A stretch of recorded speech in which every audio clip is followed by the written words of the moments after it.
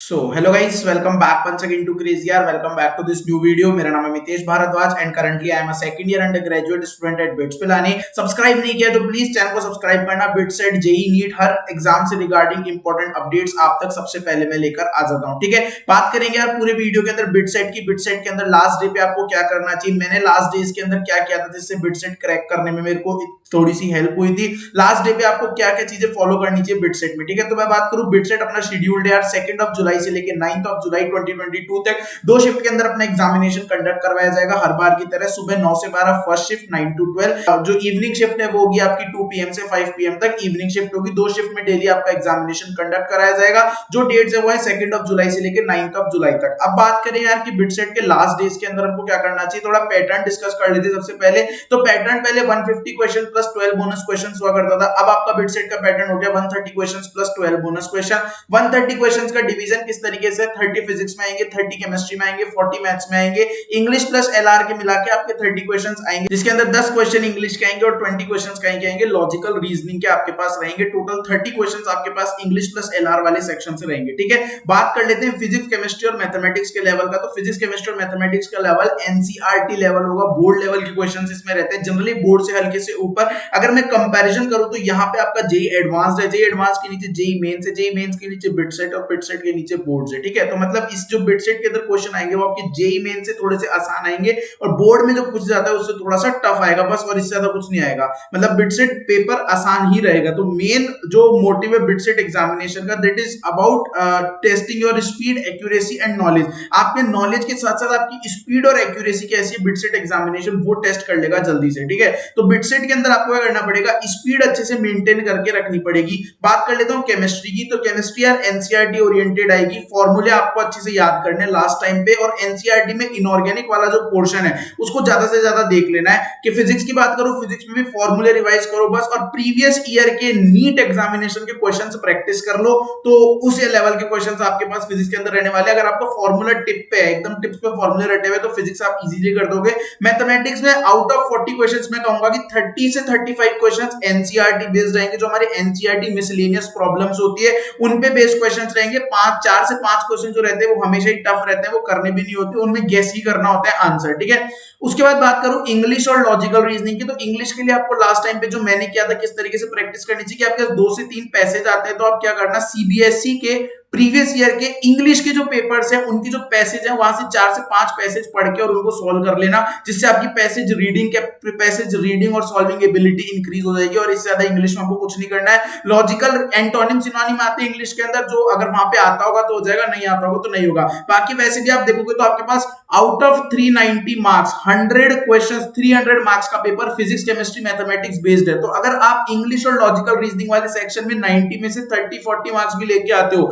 और उधर आप जो है 300 में से 240 तक मार्क्स लेके आते हो, तो ओवरऑल स्कोर आपका 280 से 300 के बीच में आ जाएगा, जो कि 390 में से एक काफी अच्छा स्कोर है। बिटसेट के अंदर आराम से आपको सीएससी मिल सकती है 300 मार्क्स पे, तो इजीली इस बार मिल जाएगी, क्योंकि पेपर भी 390 मार्क्स का हो गया ना, इस वजह से। ठीक है, लास्ट डे पे हमको किस तरीके से रहना चाहिए, तो यार लास्ट डे पे आप जितना ज्यादा फॉर्मूला रिवाइज कर सकते हो उतना ज्यादा फॉर्मूला रिवाइज करो। ठीक है, काम रहो, कूल रहो, मोटिवेटेड रहो, नेगेटिव लोगों से दूर रहो। ठीक है, और उसके अलावा एक मॉक टेस्ट आप दे सकते हो। अगर आपका पेपर 2 जुलाई को है तो आप कल एक मॉक टेस्ट दे सकते हो, लेकिन मॉक टेस्ट में आपका क्या स्कोर आया उस पर आपको डिमोटिवेट नहीं होना है। हो सकता है मॉक टेस्ट में थोड़ा कम स्कोर आए। जिनका पेपर 3, 4, 5 या फर्दर लेट शिफ्ट में 7-8 जुलाई के आसपास है, वो 3 से 4 मॉक टेस्ट देके जाएं एग्जाम में जाने से पहले। ठीक है, और मॉक टेस्ट एकदम टाइम लगा के देना है, कि हमको 160 मिनट्स के अंदर 130 क्वेश्चंस करने हैं। क्योंकि घर पे जब आप 160 मिनट में 130 करोगे ना, तब एग्जामिनेशन में 180 मिनट्स के अंदर जो है 130 क्वेश्चंस कर पाओगे। तो बिटसेट में ज्यादा आपको सोचना नहीं है, बस फॉर्मूले सारे रिवाइज करके जाने हैं। फिजिक्स के अंदर प्रीवियस ईयर के नीट के क्वेश्चन कर लेना। मैथमेटिक्स के अंदर बताऊं तो एनसीईआरटी के मिसलेनियस प्रॉब्लम्स एक बार देख लेना, और केमिस्ट्री के अंदर जो है एक बार एनसीईआरटी इनऑर्गेनिक रिवाइज कर लेना, फिजिकल इनऑर्गेनिक ऑर्गेनिक एनसीईआरटी से रिवाइज कर लेना, और फिजिकल केमिस्ट्री के फॉर्मूले एक बार देख लेना। इंग्लिश एलआर में ज्यादा सोचने की जरूरत नहीं है, एलआर के अंदर तो बिल्कुल भी सोचने की जरूरत नहीं है, वहां पे जो आएगा उसके अकॉर्डिंग आप आंसर करना पड़ेगा। एलआर के लिए लास्ट मोमेंट पे कोई प्रैक्टिस स्ट्रेटेजी नहीं है। इंग्लिश के लिए इतना सा कर सकते हो, पैसेज रीडिंग एबिलिटी बढ़ाने के लिए, और वो आपका पैसेज वाला एप्टीट्यूड स्पीड बढ़ाने के लिए सीबीएसई के पास्ट 4 से 5 साल के इंग्लिश के पेपर डाउनलोड करके 1 घंटा लगेगा, 5-6 पैसेज पढ़ लो और उनकी क्वेश्चन आंसर वगैरह करना सीख लो, किस तरीके से क्वेश्चंस करने होते हैं। ठीक है, ये तो रही बात। अब बात कर लेते हैं बोनस क्वेश्चंस की कि हमको बोनस क्वेश्चंस करने चाहिए या बोनस क्वेश्चंस नहीं करने चाहिए। तो देखो, बोनस क्वेश्चंस कौन कर पाता है बिटसेट के अंदर?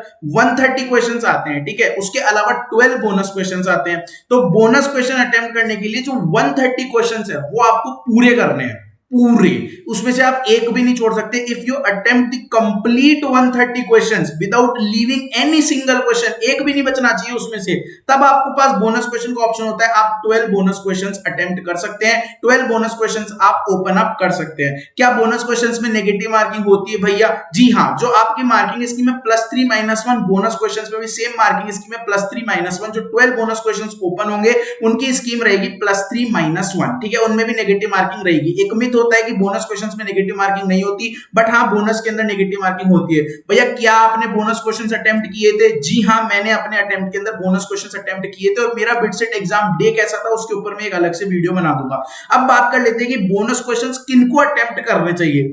जिन्होंने successfully out of 130 surely 110 question तक कर लिए, 105 से 110 क्वेश्चन के बीच में अगर आपने कर लिए हैं आउट ऑफ 130, अगर आपका अटेम्प्टेड क्वेश्चन 105 से कम है तो आपको बोनस क्वेश्चन की तरफ नहीं जाना है। अगर आपने 105, 106, 107 या मतलब 105 से 110 के बीच में कोई question, number of questions attempt कर लिए, लेट से 108 अटेम्प्ट कर लिया, 110 अटेम्प्ट कर लिए या 112 अटेम्प्ट कर लिए, उससे ऊपर भी जा सकता है, ठीक है, एक दो क्वेश्चन नीचे भी हो सकता है, लेकिन 103 अटेम्प्ट कर पाया, ठीक है। तो अगर आपने इस रेंज में क्वेश्चंस अटेम्प्ट कर लिए तो बचे हुए जो आपके पास 20 से 22 क्वेश्चन है उनमें आप गैस वर्क करके, उनमें आप तुक्का मार के बोनस क्वेश्चंस की तरफ जा सकते हो। अब मैं ऐसा क्यों बोल रहा हूं, इसके पीछे लॉजिकल रीजनिंग है यार। देखो, जो बोनस क्वेश्चंस होते हैं वो कंपैरेटिवली जो आपके बिटसेट में क्वेश्चन पूछे जा रहे हैं उससे आसान लेवल के आते हैं, मतलब बोनस क्वेश्चंस बोर्ड लेवल के आते हैं। मेरे को याद है मेरे टाइम पे जो बोनस क्वेश्चन आया था उसके अंदर ये पूछा गया था कि ax² + bx + c = 0 के रूट्स क्या होंगे। तो श्रीधराचार्य फॉर्मूले से जो आता है -b +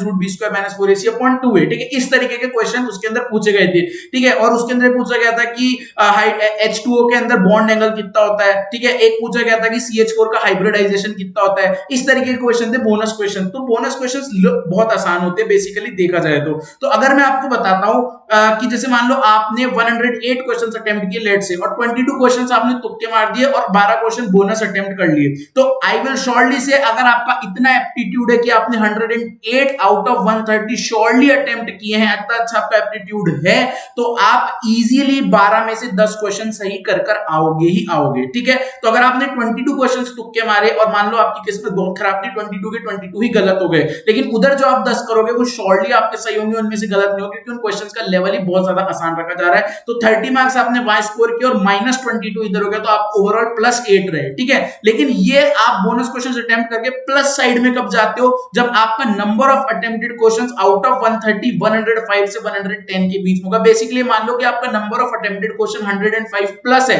तो आप रिस्क लेके आप बोनस क्वेश्चन की तरफ जा सकते हो, और ऐसा होगा कि आप 12 के 12 बोनस क्वेश्चन सही करके आओगे, और इधर आपके 105 हुए तो भी इधर से -25 होगा, और उधर से 12 12 × 3 36, आप ओवरऑल +11 ही आओगे लास्ट में, ठीक है। लेकिन बोनस क्वेश्चंस की तरफ आपको नहीं भागना है। ये बहुत वो बच्चे जो बहुत ज्यादा एक्स्ट्राऑर्डिनरी स्टूडेंट्स है और जो अटेम्प्ट कर लेंगे उनके लिए स्ट्रेटजी बता रहा हूं कि बोनस क्वेश्चंस आप अटेम्प्ट कर सकते हो, आपके पास एक चांस होता है बोनस अटेम्प्ट करने का।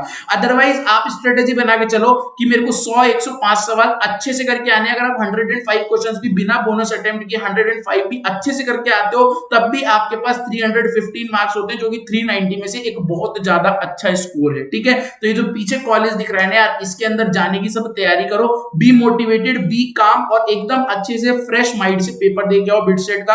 अच्छा होगा सबका एग्जामिनेशन। बिटसेट की रिगार्डिंग कोई दिक्कत आती है तो कमेंट सेक्शन में कमेंट करके जरूर पूछो। मेरी तरफ से यही एडवाइस है और यही टिप है लास्ट टाइम पे कि एक मॉक टेस्ट जरूर देना, सारे फॉर्मूले रिवाइज कर लेना, मैथमेटिक्स में एक बार मिसलेनियस प्रॉब्लम्स देख लेना एनसीईआरटी की, केमिस्ट्री में एनसीईआरटी एक बार गो थ्रू कर लेना, फिजिक्स में सारे फॉर्मूलेज रिवाइज कर लेना। बिटसेट आपका इजीली निकल जाएगा, कोई दिक्कत आपको नहीं आएगी। और बिटसेट के अंदर आपको स्पीड बना के रखनी है एग्जामिनेशन में, जो क्वेश्चन पहले आ गया कर दिया, जो नहीं आया आगे बढ़े, कर दिया आगे बढ़े, कर दिया आगे बढ़े। इस तरीके की स्ट्रेटजी अगर आप बिटसेट में रखते हो, you will surely make into this college, जो मेरे पीछे दिख रहा है। आगे फिर उसके अलावा भी बात करेंगे। अगर किसी को कोई डाउट इसके अलावा बचता है तो कमेंट सेक्शन में कमेंट करके जरूर पूछ लेना यार। Have a nice day, bye bye.